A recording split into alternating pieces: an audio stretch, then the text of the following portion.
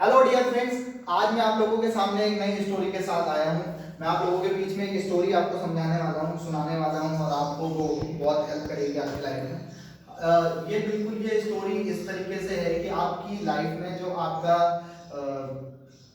आप किस ईश्वर को प्राप्ति किस प्रकार से आप कर सकते हैं, इस तरीके से आप उसे समझ सकते हैं। तो एक बार की कहानी है, इसमें एक 4 योगी होते हैं, 4 योग करने वाले योगी होते हैं।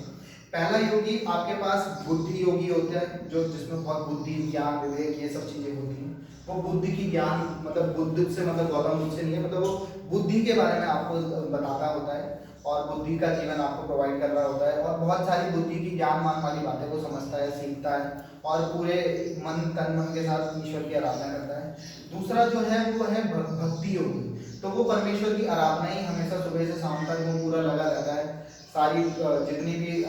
धर्म ग्रंथ हैं वो सबको अध्ययन करता है और उसी की भक्ति करता रहता है। तीसरा योगी जो होता है वो आपके पास कर्म योगी होता है। तो उसे ये लगता है कि बाकी तो सारे बकवास वाले हैं और वो अपने कर्म पर ज़्यादा ध्यान देता है और कर्म करते करते ही कर्म से ही अपने परमेश्वर की आराधना करना पसंद करता है, क्योंकि क्या जाता है कि कर्म ही जीवन है और वो पूरा कर्म अपनी लाइफ में करता रहता है, पूरे काम करता रहता है और लोगों को भी यही ज्ञान समझाता रहता है। चौथा होता है क्रिया योगी।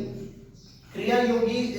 इस तरीके से होता है कि वो समझता है कि जितनी भी ये लाइफ में जो कुछ भी चल रहा है एक एनर्जी के बेसिस पर चल रहा है, एक एनर्जी दूसरे रूप में कन्वर्ट होती है और एक ऊर्जा है जो परमेश्वर के द्वारा दी जाती है और उस ऊर्जा में ही हम इंसान जब आता है तो एक ऊर्जा जब हमारे अंदर आती है तो उसके आधार पर हम कार्य करते हैं। तो ये सब ये तो अपने आप को सबसे ऊंची समझता है और इनको तुच्छ समझता है और ये सब एक दूसरे को मतलब बहुत अजीब समझते हैं, लेकिन ये सोच समझते हैं कि ईश्वर की प्राप्ति ऐसे कर सकते हैं, ऐसे कर सकते हैं, ऐसे कर सकते हैं और ऐसे कर सकते हैं। एक बार की बात थी कि जब ये चारों योगी एक साथ जा रहे थे तो अचानक से बारिश हो जाती है। वैसे तो ये दूर दूर रहते हैं पर उस समय ये एक साथ थे और ये बारिश हो जाती है और बारिश होने के साथ साथ जैसी बारिश होती है तो ये चारों योगी भागने लगते हैं बारिश से बचने के लिए। तो उसमें से जो भक्ति योगी होता है वो ये कहता है इनसे कि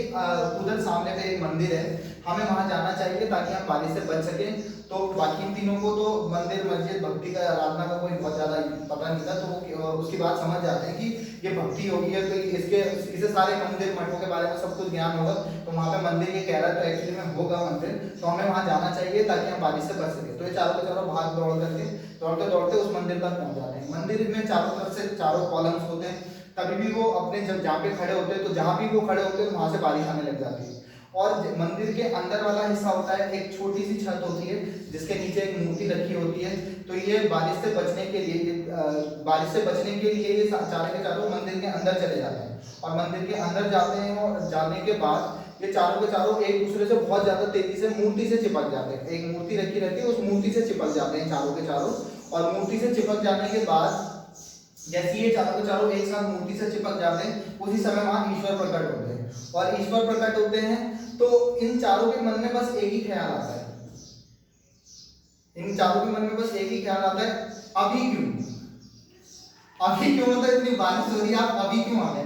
अभी जब हम इतनी तो आपकी आराधना करते रहे और इतनी भक्ति आराधना करते रहे और आपके लिए बुद्धि से ज्ञान से और इससे इससे इससे इससे हम आपकी आराधना करते रहे, तब आप प्रकट नहीं है और आज बारिश होने वाली है और आप यहाँ अचानक से आके टपक गए। तो भगवान उन्हें कहते हैं कि हे मूर्खों, हे मूर्खों, आज आखिरकार तुम लोग एक साथ आ ही गए और इसीलिए मैं यहाँ प्रकट हुआ हूँ, क्योंकि मुझे प्राप्त करने के लिए ना तो इससे ना इससे ना इससे तुम मुझे प्राप्त कर सकते हो, क्योंकि जब तुम अकेले अकेले थिंकिंग रखोगे और इससे इससे इससे इससे मुझे पाने की कोशिश करोगे तो मैं नहीं मिलूंगा। तुम लोगों को, तुम चारों के चारों बिल्कुल निर्बुद्धि लोग हो, बुद्धि नहीं है तुम में, तुम ज्ञान नहीं है तुम लोगों में बहुत सारा, और तुम लोग मुझे अलग अलग तरीकों से ढूंढने की कोशिश कर रहे थे, लेकिन तुम लोगों को नहीं पता था कि जब तक तुम ये 4 चीजें तुम्हारे अंदर नहीं होंगी तब तक तुम मुझे प्राप्त नहीं कर सकते। तो आज हमारे मन में भी हम अलग अलग तरीकों से ईश्वर की खोज करने की कोशिश करते हैं, तो हमारे अंदर भी ये जब चारों चीजें एक साथ कंबाइन में होती है तब जाकर के हम किसी ईश्वर को प्राप्त कर सकते हैं। तो होप आपको ये बात समझ आई हो और अच्छी लगे तो शेयर, लाइक शेयर कमेंट कर सकते हैं, नहीं मन करे तो नहीं कर सकते हैं। कमेंट करके जरूर बताएं कि आपको कैसा लगा, ताकि आगे मैं इस पे काम और कर सकूं, ताकि अच्छी अच्छी बातें आप लोगों को समझा सकूं। और फिलहाल तब तक के लिए जी लो अपनी जिंदगी। नेक्स्ट कहानी में पियेंगे आप लोगों का खून। Have a good day, goodbye, good night.